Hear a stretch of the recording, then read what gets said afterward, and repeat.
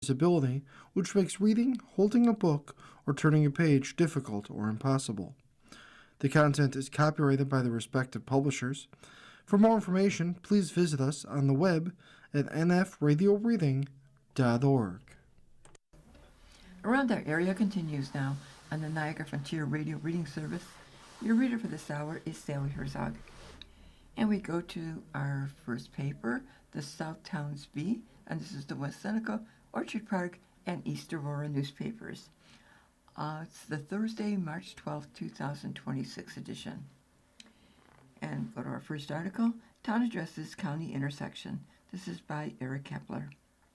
The West Seneca Town Board on Monday authorized the submission of a grant application for roadway and pedestrian improvements along Seneca Street between Main Street and Ridge Road. If awarded, the Transportation Alternatives Program, or TAP grant, from the New York State Department of Transportation would reimburse the town for 80% of the $2,157,137 total cost. Even 20 years ago, people complained about this intersection, and I think people complained about it 20 years before that, Councilman Jeff Pekarik said. This is probably the most cost-efficient opportunity we have to fix it, so people aren't complaining about 20 years from now. The intersection is in dire need of upgrades, both for the roads themselves and the pedestrian crosswalks. The town hasn't acted on this before now because the roads fall under the jurisdiction and responsibility of Erie County, which has shown no interest in making any improvements. So the town is applying for the grant. I support moving forward with this process to get the 80%, but I have significant concerns about the town taking the responsibility of the county, Councilman Robert Bridenstine said. I think it's potentially dangerous precedent that we take on obligations of a county road. The board also approved a resolution to bond the entire amount of the project, although Supervisor Kerry Dixon noted that the town is under no obligation to borrow the money if they don't get the grant. If the grant is awarded, Dixon said he would press the county to share in funding the remaining 20%, which comes in at $431,427. I've already been in discussion with the county, Dixon said. Since these are both county roads, we would strenuously hope that the county would participate in covering the matching share. The grant is due on March 12th, with awarded notification sometime in October. Design work would be done in 2027, with the actual construction likely to begin in the spring of 2028, according to town engineer Jason Foote. I agree that this is a safety hazard that needs to be addressed. I'd just like to see the county step up, Bridenstine said. We do have an obligation for the town to deal with the crosswalks, but this is more than that.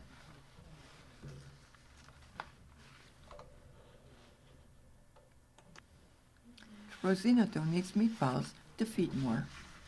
Rosina Food Products celebrated National Meatball Day by feeding people and investing in the community it has called home for 63 years.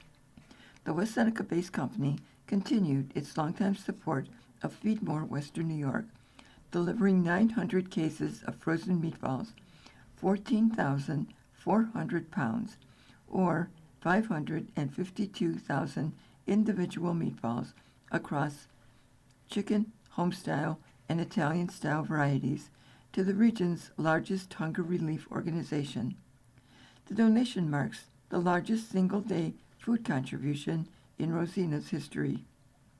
The entire donation consists of frozen protein, one of the most in demand and hardest to source items for food banks. Feed More Western New York typically must purchase meat products to meet community needs, which is a significant and costly budget item. Feed More Western New York is incredibly grateful for this generous donation from Rosina Food Products to help nourish our neighbors experiencing food insecurity.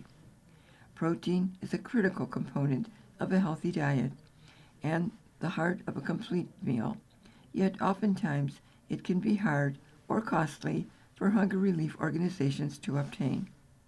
Thanks to our partners at Rosina, we will be able to provide nutrient-rich, delicious meatballs to our network of food pantries and hunger relief agencies across Erie, Niagara, Cattaraugus, and Chautauqua counties. We also are thrilled to be able to incorporate these hearty meatballs in meals for the older adults and homebound neighbors who participate in our home-delivered meal program. Tara A. Ellis, President and CEO of Feedmore, Western New York, said, Rosina has been a family owned for 3 generations, and this isn't the first time the company has given back to the community. My parents built this business on the belief that if Buffalo takes care of you, you take care of Buffalo, and that value has carried through every generation of our company, said Russell Carigliano, Sr., President, CEO, and co-owner of Rosina Food Products. National Meatball Day is the perfect time to celebrate what we love most, great food and great people. As we prepare to bring our expanded meatball plant online this spring, we wanted to mark the moment with something meaningful. We're proud not only to make great food families love, but also to invest in the community that has supported us for so long. In 2020, Feedmore launched Readying Individuals for Success and Employment, or RISE, a workforce training program that prepares participants for careers in warehousing, logistics, culinary arts, and food manufacturing, while also building essential life skills such as budgeting and financial stability. Rosina encourages RISE graduates and all interested Western New York job seekers to apply to their open roles. Candidates can apply at rosina.com/careers or on Indeed, with open enrollment sessions happening every Thursday from noon until 3 p.m. at Rosina University at 70 Empire Drive, West Seneca. Most new hires can begin within approximately 2 weeks of the offer.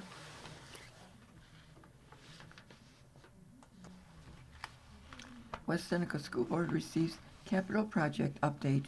This is by Eric Kepler.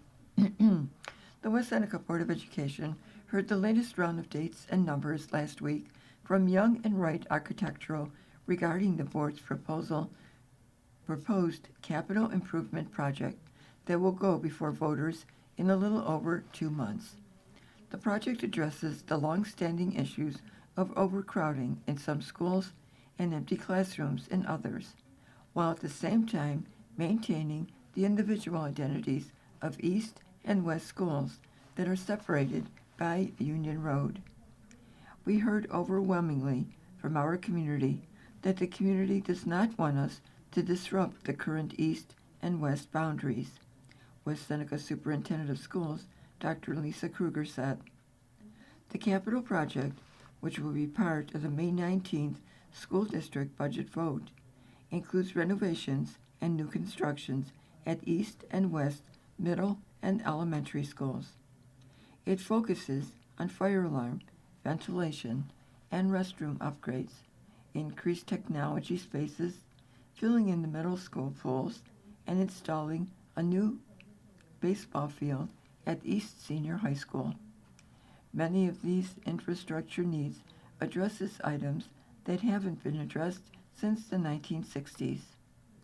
The original project cost were $885,959. They were later revised down to $206,921,729, and now are finally estimated at $80,158,847. There was quite a bit that we were able to prioritize and narrow down, said Young and Wright Tori Walashek. Individually, the cost of the upgrades now stand at East Senior $9,529,823, West Senior $7,316,031, East Middle $11,072,669, West Middle $12,223,613, Allendale Elementary at $2,637,594, Clinton Elementary at $2,371,194, West Elementary $5,767,933, Winchester Potters Elementary $3,096,775, Winchester Academy BOCES $3,371,175, and Bus Garage $1,135,750, for a total construction budget of $61,405,582. The construction contingency is $4,298,391, and the incidental budget is $14,454,874, for a total of $80,158,847.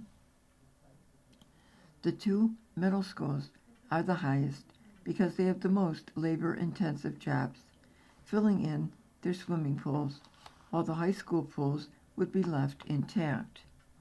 Kruger noted that 2 of the district's 4 pools were shut down this year by the Erie County Department of Health for safety reasons. The pool at East Middle would require $3 million in repairs alone, without even counting ongoing maintenance costs. This prompted us to evaluate our need for pools in our school district, by athletics, by our phys ed department, and also community ed, Kruger said. What we found is that those spaces can be repurposed or give our students another new opportunity and instructional space in a more cost-effective manner. The one district building that is not mentioned at all in the project is the Ebenezer Building, located at 900 Mill Road. The Ebenezer Building is in need of substantial repairs, Kruger said, but long-term, our plan is to vacate and sell that building, thereby reducing our footprints as a district. It will also reduce utility and maintenance costs. Kruger said the district hopes to be completely out of that building in the next 12 to 18 months. The district is now concentrating on community meetings, focus groups, and marketing efforts. The final scope and budget to be determined with the district's financial advisors. There are community presentations on the capital project scheduled for April 29th and May 12th. Teen of the Week. This is sponsored by Erie One BOCES, Harlem Road in West Seneca. This week's B Group Newspapers Teen of the Week is Haley Heinbach, a senior at Williamsville South High School. Haley is described as kind, a unique thinker, and a compassionate leader. According to her counselor, she is wise beyond her years, and when she sets goals, she is determined to achieve them. Haley has been very involved at school, church, and her community. In the 8th grade, she was the captain of the JV soccer team and advanced to the varsity team the following year. In her junior year, she became the varsity team captain. Haley was also girls varsity flag football captain for the 2025 and 26 seasons. Throughout high school, she was named the Western New York Scholar Athlete of the Month, WKBW Super 7 athlete, and even received 2 EC second team selection for soccer for freshman year. Every year after that, she received the ECIC first team selection for soccer, and in 2024 received an honorable mention for the flag football Division II All-Star team. Haley has also been involved in numerous extracurricular activities, including the Sources of Strength Club, Link Crew, and the Band Council. She is also a member of the Student Council and became vice president in her senior year. With everything on her plate, Haley still finds time to volunteer at her church, go on a mission trip, and work a summer job. The last 4 summers, Haley worked at Western New York Urology Associates, first for 2 years as a receptionist and then for 2 years as a medical assistant. In 2023, she had the opportunity to go on a 9-day mission trip to Costa Rica to help others, strengthen her faith, and gain leadership skills. The last few summers, she also worked as a vacation Bible school leader at her church. In 2025, she participated in Give Kids the World Village, a nonprofit resort that provides week-long, cost-free vacations to critically ill children and their families. She also worked with 8 Days of Hope, a nonprofit organization that provides rapid disaster relief, rebuilding, and support to communities in need. After graduation, Haley was offered another opportunity to take a gap year in Costa Rica, serving the children in the community of San Jose through mission work.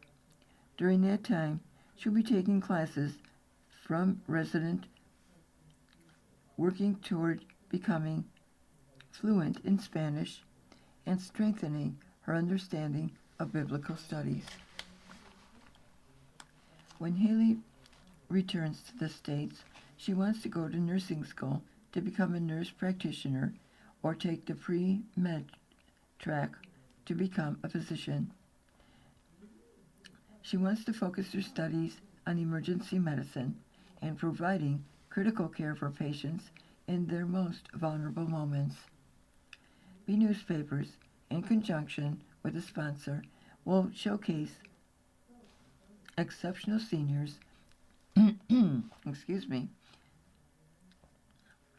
in 9 of our community as Teen of the Week. The highlighted students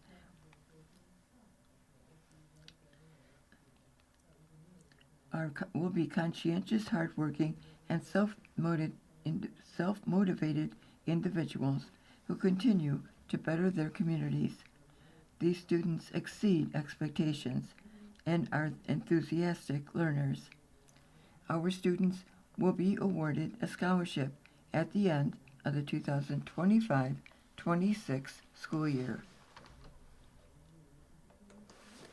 Parks events announced. Residents looking to get outdoors this spring will have several opportunities to explore nature, learn about wildlife, and lend a hand in local parks through a series of free programs hosted by the Erie County Parks Department. Park rangers will lead guided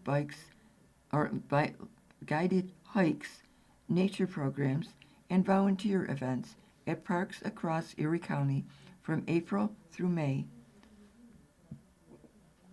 The programs are open to the public and designed to highlight the region's trees, wildflowers, waterways, and wildlife.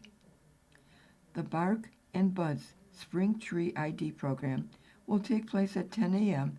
on Saturday, April 11th at Seneca Bluffs Natural Habitat Park at 1670 Seneca Street in Buffalo.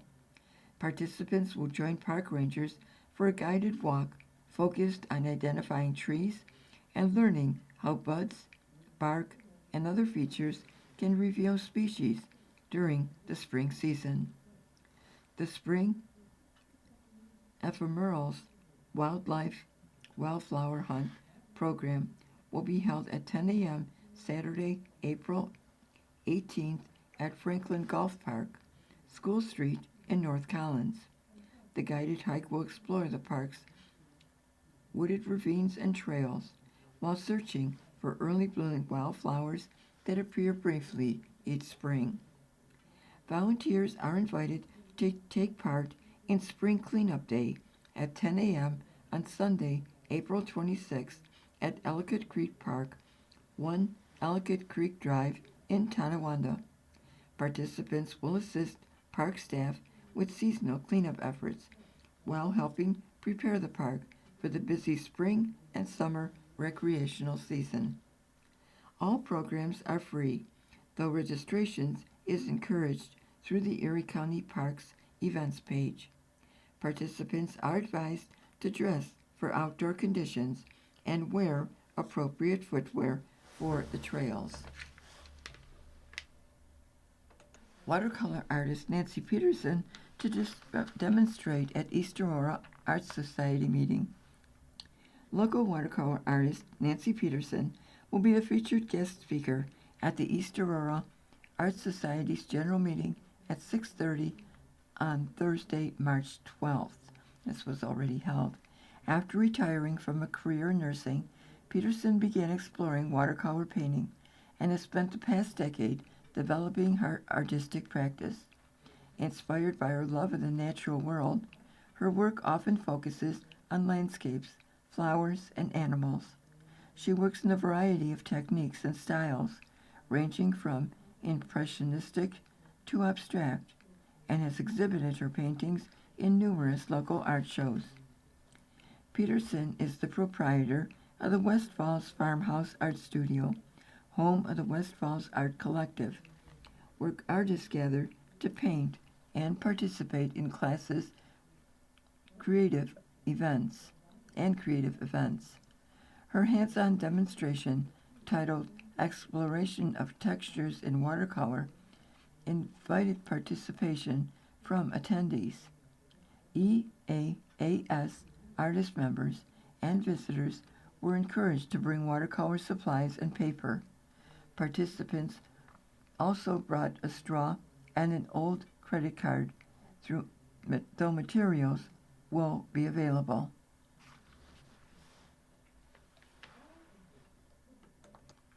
Veterans News. Their monthly meetings are at 35 Legion Parkway. The Navy Seabees Veterans of America at 7 p.m. the first Monday after the second Tuesday. The American Legion Post 735 the second Tuesday of each month. Veteran of Foreign Wars VFW Post 8113 6 p.m. the first Tuesday of each month. AmVest Post 8113 second Wednesday of each month.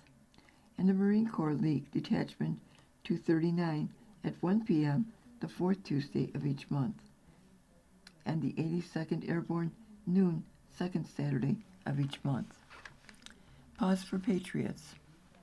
The SPCA, serving Erie County, has introduced Pause and Patriots, an all-new adoption promotion designed to honor and thank the region's veterans and active service members. This program is the SPCA's first year-round adoption promotion for veterans and active duty military members, offering 50% of adoption fees on all animals at the SPCA serving Erie County in West Seneca. Paws and Patriots applies to animals of all ages, species, and breeds.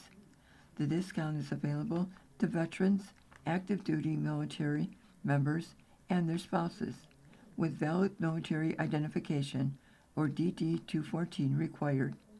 If a service member is currently stationed outside New York State, their spouse may adopt under the program with the Military Spouse Identification Card.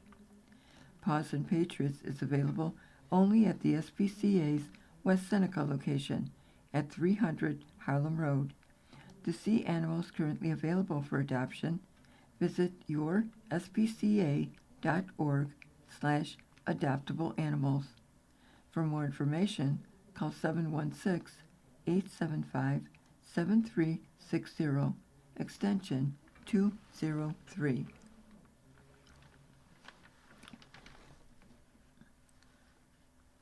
Caregivers sought. The Western New York VA Medical Center is currently seeking caregivers who are interested in enrolling in the new Medical Foster Home, or MFH program. Medical foster homes are private residences where a trained caregiver lives with and provides 24/7 care and assistance to veterans. They offer a warmer alternative to long-term care facilities for veterans who require nursing home level care but prefer a non-institutional setting in a private home. Call 716-862-6306 to learn more. And applying for benefits. The Erie County Veterans Service Office assists area veterans and their families, including through free assistance toward applying for disability and pension benefits. The organization also helps with veteran burials, discharge issues, and military records, homelessness, and guidance on property tax exemptions. To learn more, visit erie.gov/veterans. And Think-A-Vet. The Erie County Clerk's Think-A-Vet discount program offers discounts to over 1,400 local businesses throughout Erie County. Think-A-Vet cards are issued between 9 a.m. and 5 p.m. Monday through Friday at Old County Hall across the street from the Rath Building at 92 Franklin Street in Buffalo. Be sure to present DD-214 or other authorized military discharge papers. For more information, call 716-858-6787. March is the month to start recycling. With the start of spring right around the corner, it makes sense that an International Recycling Day on March 18 ushered in a sense of renewal and growth. According to the most recent reports from World Bank, globally, the human race pumps out around 2.01 billion tons of municipal solid waste, or MSW, annually. MSW includes trash items like product packaging, furniture, grass clippings, clothing, bottles, food scraps, newspapers, batteries, and appliances coming from homes, schools, hospitals, and businesses. An EPA report from 2018 shows the USA makes up a decent chunk of that worldwide carbon footprint, with an approximately 292.4 million tons of MSW produced annually. That amounts to 4.9 pounds of trash per person daily. Of that total trash amount, 69.09 million tons was recycled, and 24.89 million tons was composted, 32.1% of all trash. In addition, 34.55 million tons was reused in the production of energy through combustion, and 17.71 million tons reused in spots like the animal feed and sewer wastewater treatment industries. This leaves, for the 2018 total, 146.12 million tons to sit in the landfill from 1 year alone.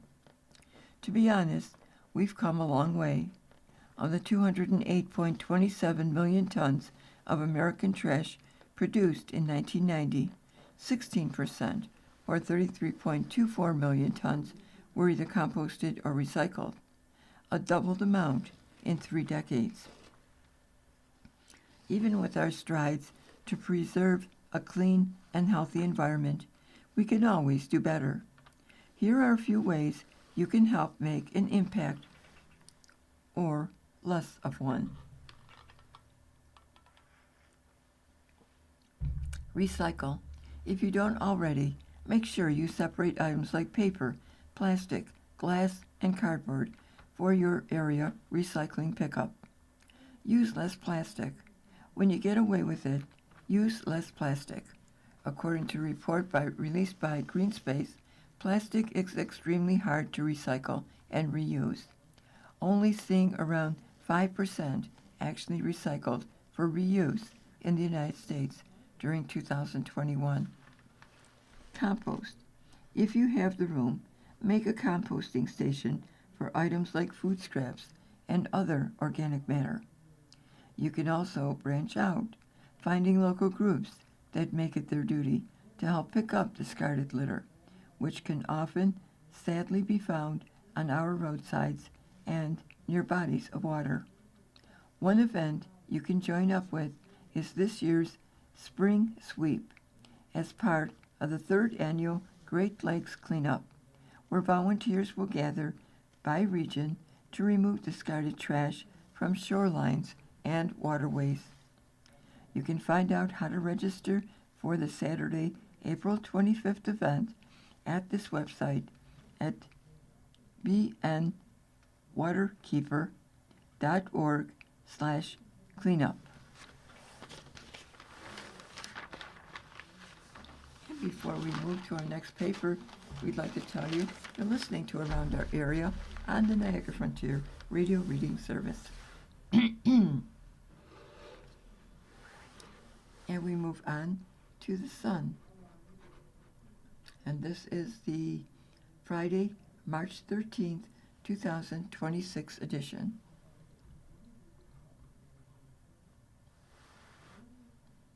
And we go to our first article. Some Village of Hamburg residents concerned about 3.98% tax increase. This is by Chris Graham.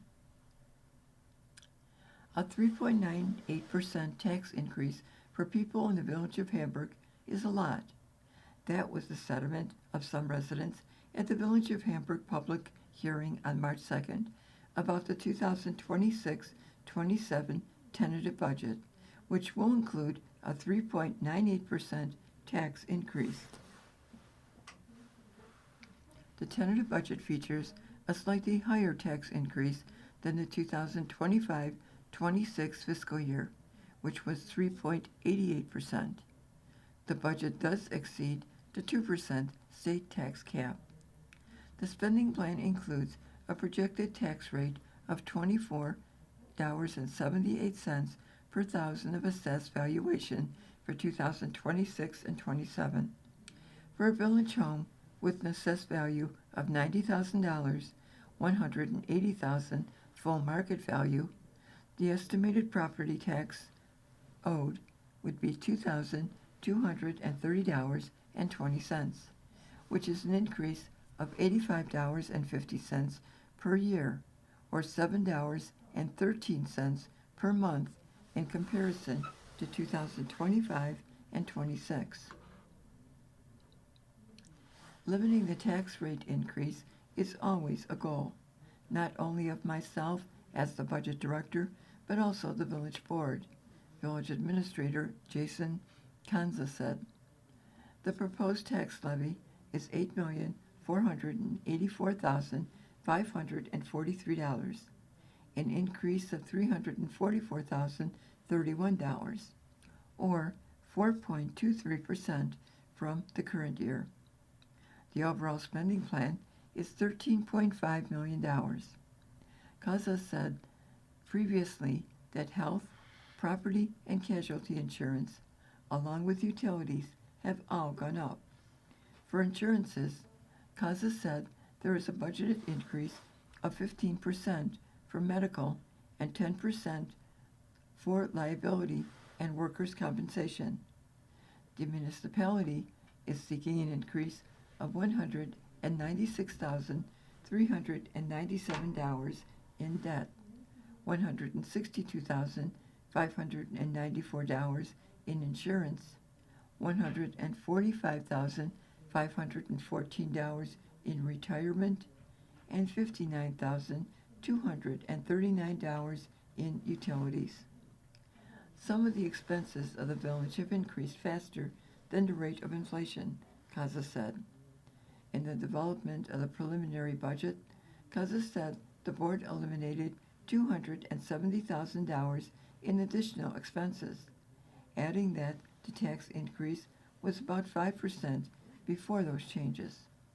Christine Noonan, a resident of the village, applauded the board for cutting $270,000 from the budget, but added it was a drop in the bucket compared to the $13.5 million in appropriations. In regard to debt, the debt payment on the ongoing water tower project for 2026 and 27 is $365,628. The water tower project, which is 50% complete, will see a 180-foot water tower erected on the plot behind Hamburg Middle School, near the Hamburg Central School District Maintenance Building. The new tower, expected to hold 1.25 million gallons of water, will replace the village's 2 existing water towers and be operational come this fall. The cost of the water tower project is over $10 million. The water tower is phase 2 of the water consolidation project, with phase 1 being the installation of new water lines along Division Street between the middle school and North Street for $1.9 million. The village has a $5 million grant from the New York State Environmental Facilities Corporation that can be used for both phases of the project. The debt picture in the village does improve after the 2026-27 fiscal year, according to CASA.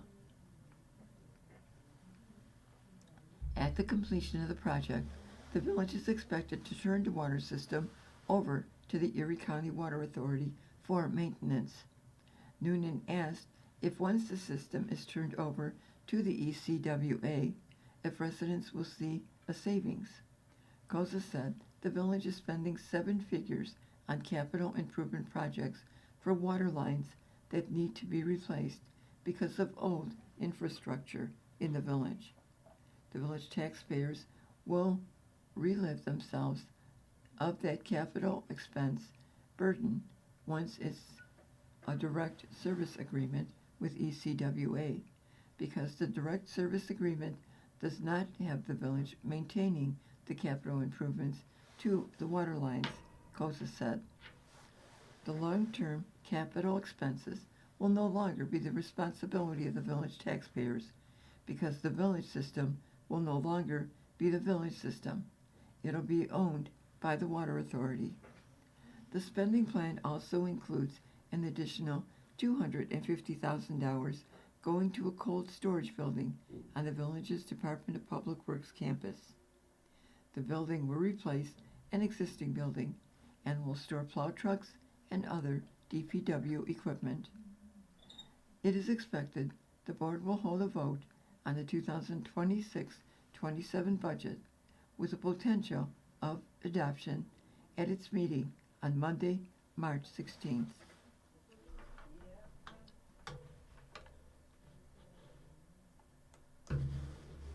Village of Hamburg set to hear plan for Old Braemiller Lane's property. This also is by Chris Graham. After 3 years of waiting, Village of Hamburg officials are finally going to get an idea of what the plan is for the Old Braemiller Lane's property.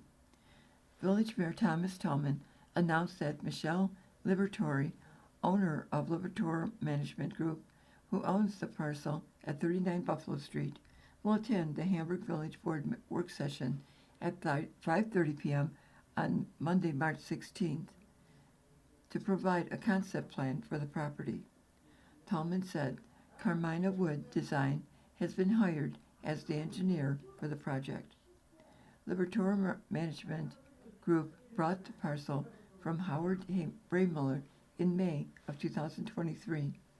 Those in the village knew 39 Buffalo Street as Bray Miller Lanes, a bowling alley in the village for 80 years. The building was demolished in November of 2022 after it sustained significant damage during a major winter storm. Following the purchase of the parcel, Liberatore was meeting with engineering companies about what could be done with the site.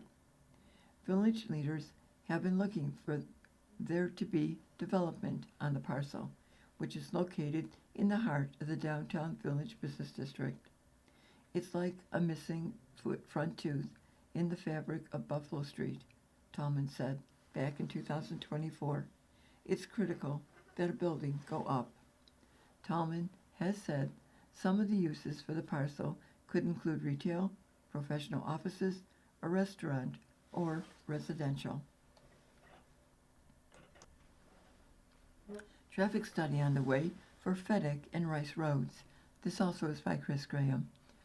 After complaints of several traffic-related issues at Fedek and Rice Roads, the Boston Town Board approved a resolution to seek a traffic study.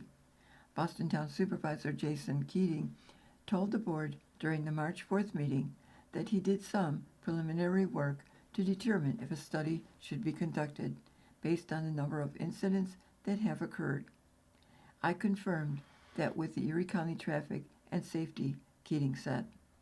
The supervisor credited Erie County Sheriff's Office Deputy Shane Miller, who regularly attends board meetings, for his help in moving forward with the study. Thank you for getting on the traffic over there, Miller said, noting that he is aware of 32 accidents that have occurred in that area over the last year. It's been an issue that's been brought up before. Keating agreed that this has been an ongoing issue for several years. This has been brought up before in the past, Keating said. In another matter, Keating said he has a fielded number of calls from residents who said their garbage has not been picked up. He recommended to all residents to make sure they have their cans to the curb by 6 a.m. on garbage collection day. He said some residents have their garbage picked up normally around certain times, but that there's not a guaranteed time that a garbage is picked up. The board will hold its next meeting at 7:30 p.m. Wednesday, March 18th at the Boston Town Hall.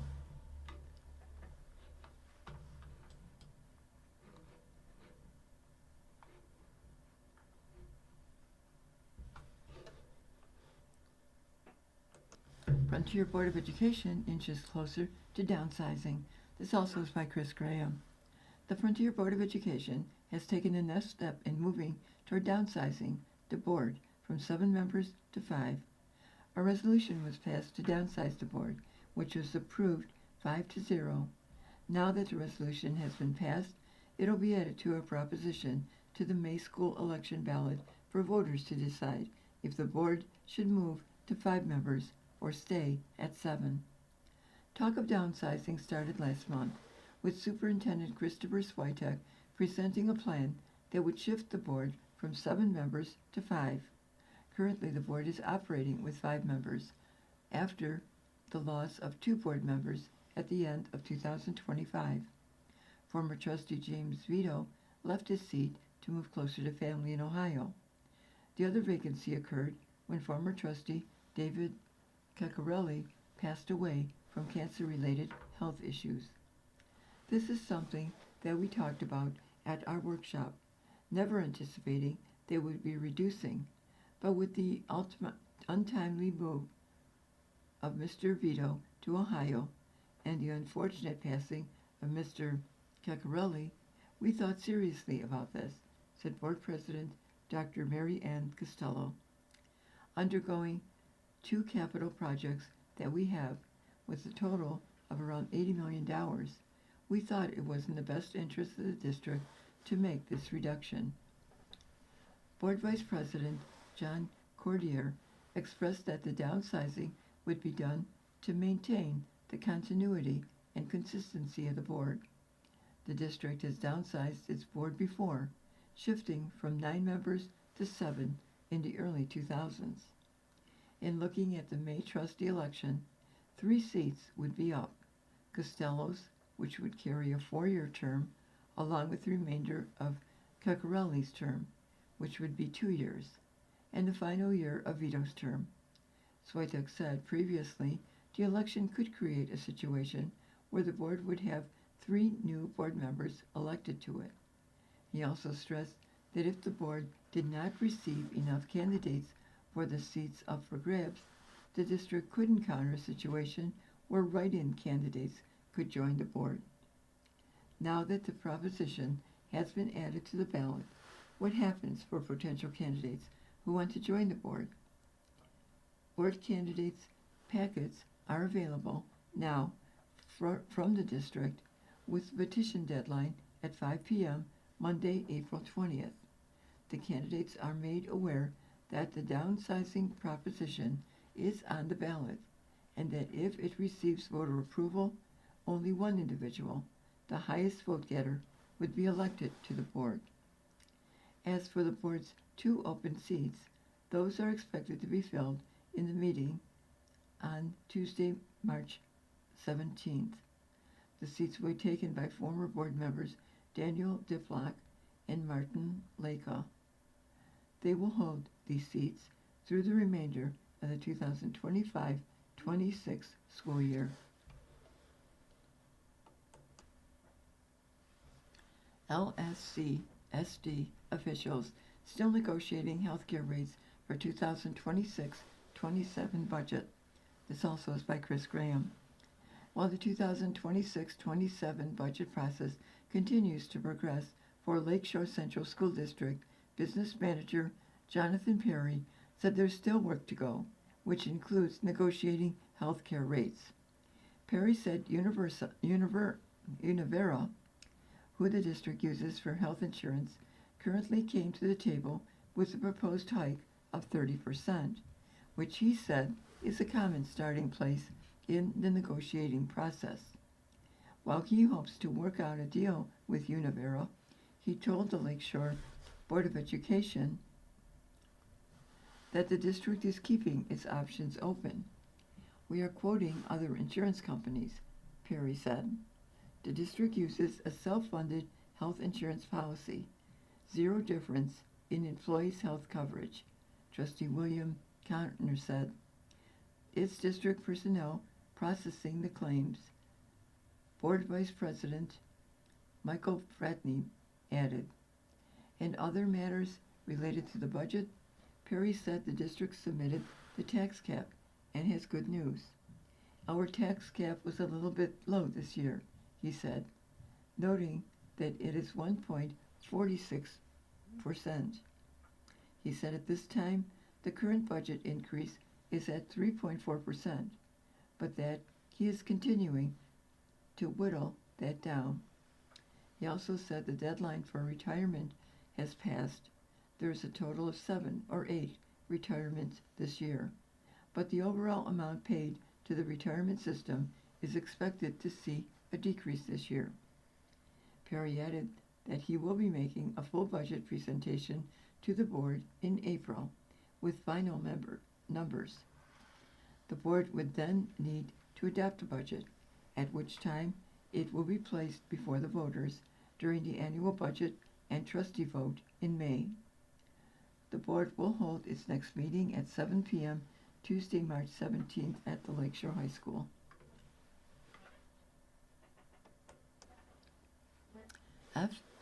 FCSD releases more budget numbers as officials push for increase in aid.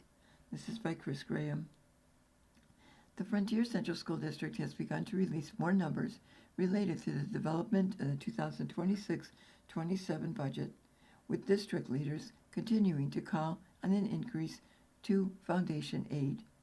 Currently, the district has a rollover budget estimated of $117.9 million for 2026 and 27. The preliminary revenue estimate is at $111.2 million.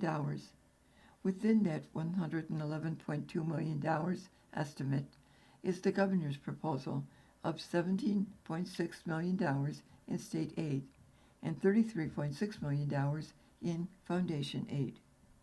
The $33.6 million in foundation aid is just around a 1% increase from last year's foundation aid total of $33.3 million. Christopher Thuman, Assistant Superintendent for Finance and Operations for the district, said this is usually a 2% to 2.5% increase. Superintendent Christopher Switek said many superintendents were set to meet with State Senator Patrick Gallivan about advocating for an increase in foundation aid. There's a significant imbalance within Western New York schools and the reduction in their foundation aid, Switek said. 2/3 of districts in Erie 1 BOCES only received 1% foundation aid. The preliminary budget is also showing a tax levy limit of 3.56% as compared to 3.76% in the 2025-26 school year. The 3.56% number is a good number for us. It's a little under what we've had before in the past, but I do caution trying to stay around that so that in a year or two from now we don't get under 3%, because that's become a real strain financially if that becomes the new max that we can go to, Thurman said.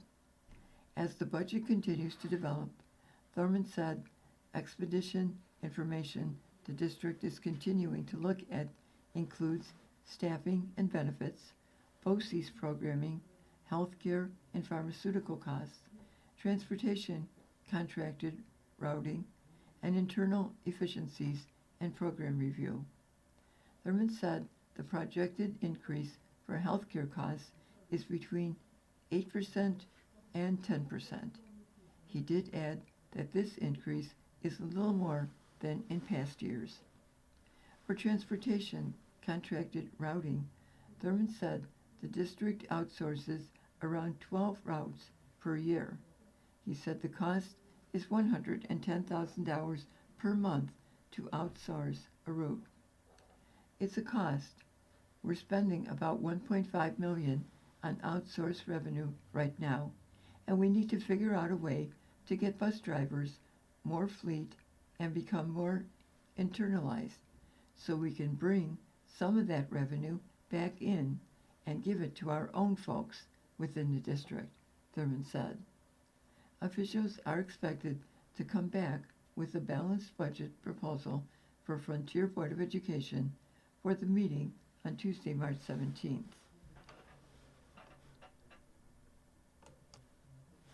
Gallivan says NYSERDA memo confirms energy mandates are too costly for consumers.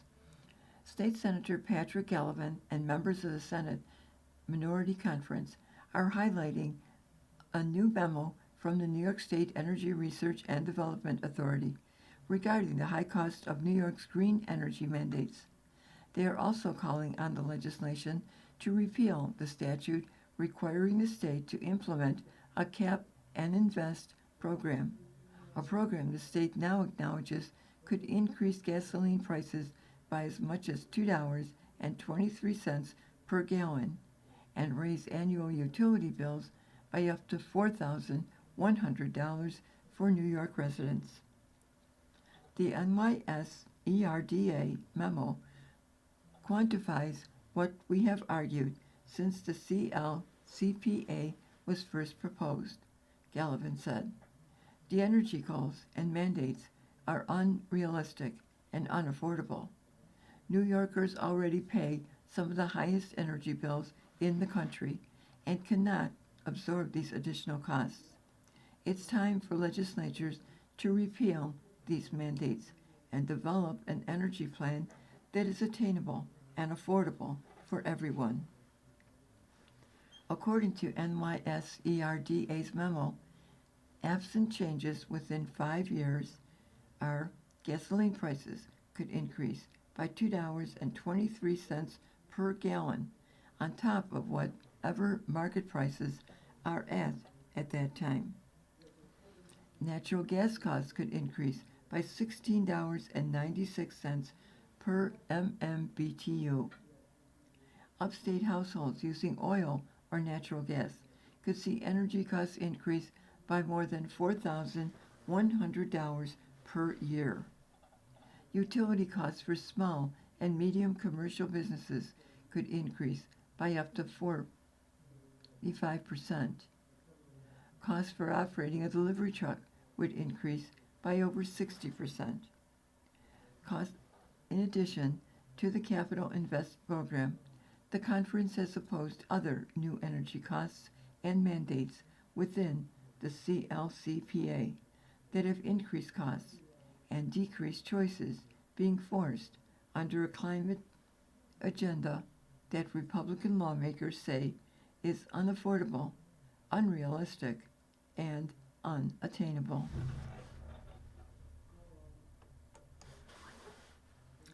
You've been listening to Around Our Area, a weekly look at community newspapers from around Western New York. Your reader for this hour has been Sally Herzog. Thank you so much for listening. Coming up next in the Niagara Frontier Radio Reading Service, we have the Ampol Eagle. At 4 o'clock, we have the Grand Island Niagara County Tribune Sentinel. And following that, 5 o'clock, we have the Lockport Union Sun and Journal.